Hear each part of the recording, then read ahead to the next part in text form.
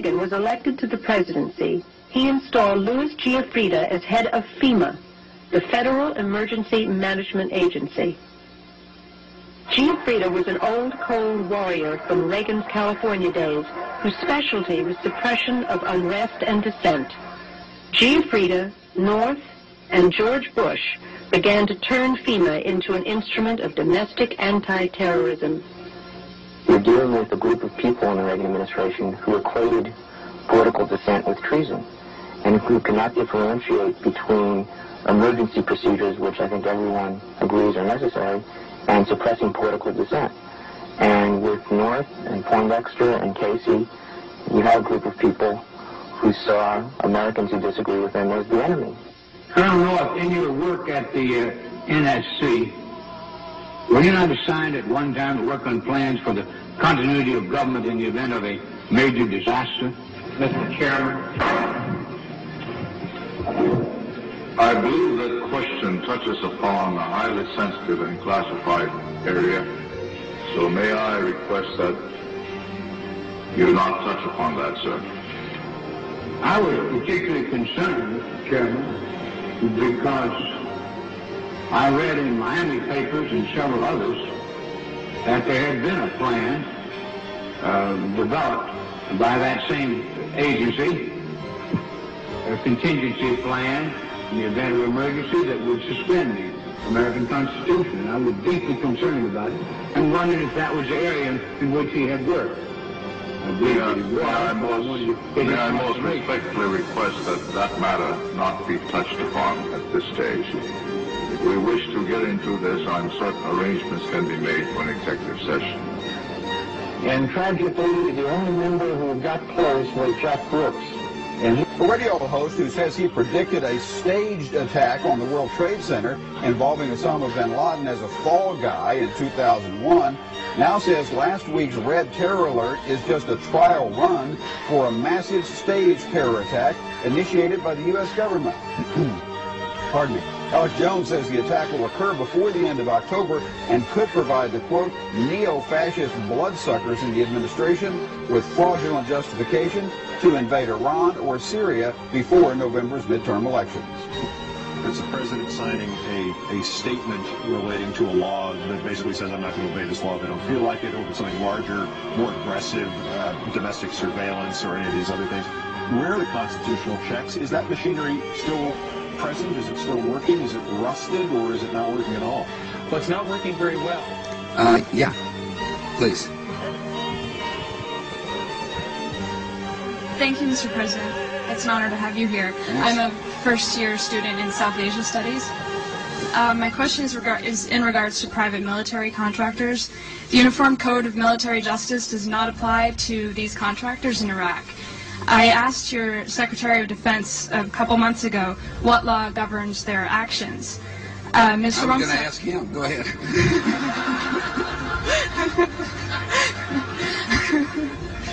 Help. When the president had an opportunity to capture or kill Osama bin Laden, he took his focus off of him, outsourced the job to Afghan warlords, and Osama bin Laden escaped. 6 months after he said Osama bin Laden must be caught dead or alive, this president was asked, where's Osama bin Laden? He said, I don't know. I don't really think about him very much. I'm not that concerned. We need a president who stays deadly focused on the real war on terror, Mr. President. Yes, I'm not worried about Osama bin Laden. It's not one of those exaggerations. So I don't, Nora, I just don't spend that much time on it. I repeat what I said. I truly am not that concerned.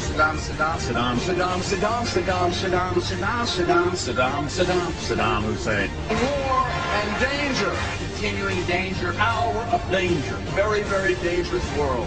A grave new threat. Horrific acts of atrocities, murderous regimes dedicating to killing us, tyranny and terror. Several countries that we would consider Arab countries have already been told by the Israelis to prepare that it's going to happen, and these leaders behind the scenes are supporting it, but will publicly stand up and condemn it. They have to.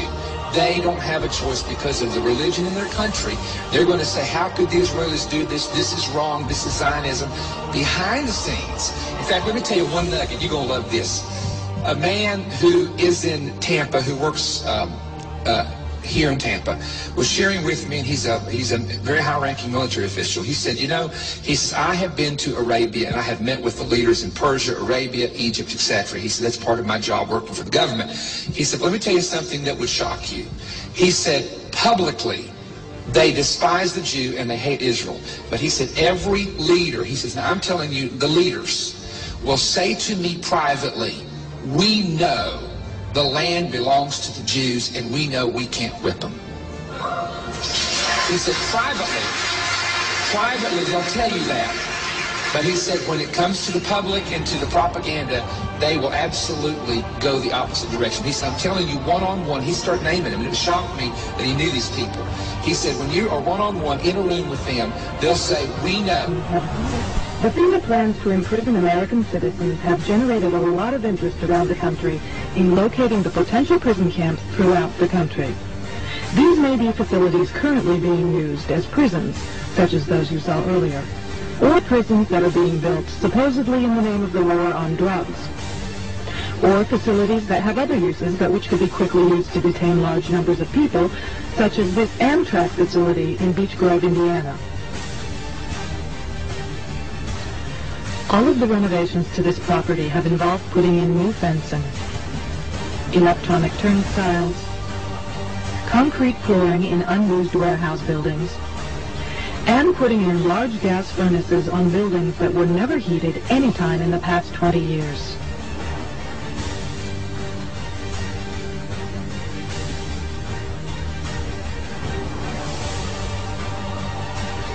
Outside this building is fencing and a cattle run section of fence, all topped by barbed wire, pointing inward, not to keep people out, but to keep people in. This was common throughout the facility, particularly the new fencing that had been erected.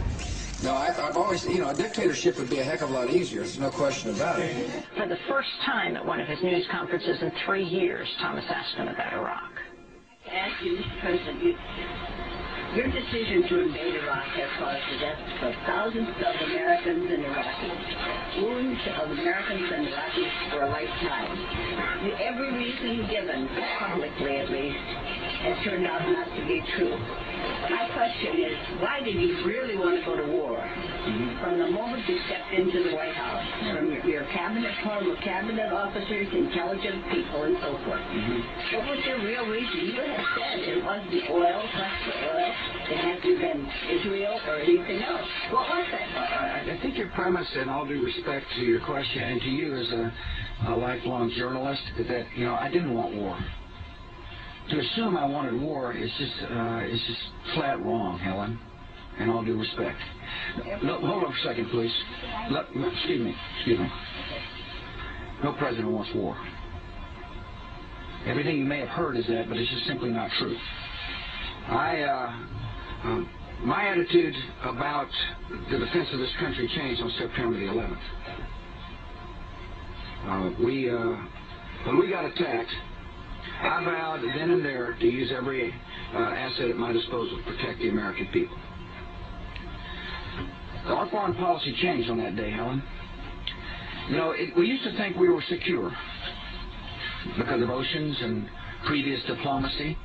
But we realized on September 11, 2001, that killers could destroy innocent life. And I'm never going to forget it. And I'm never going to forget the vow I made to the American people, that we will do everything in our power to protect our people. Part of that meant to make sure that we didn't allow people to provide safe haven to an enemy. And that's why I went into Iraq. Hold on for a second. Look.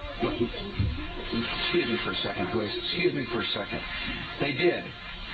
The Taliban provided safe haven for Al-Qaeda. That's where Al-Qaeda trained and... Alan, excuse me. That's where...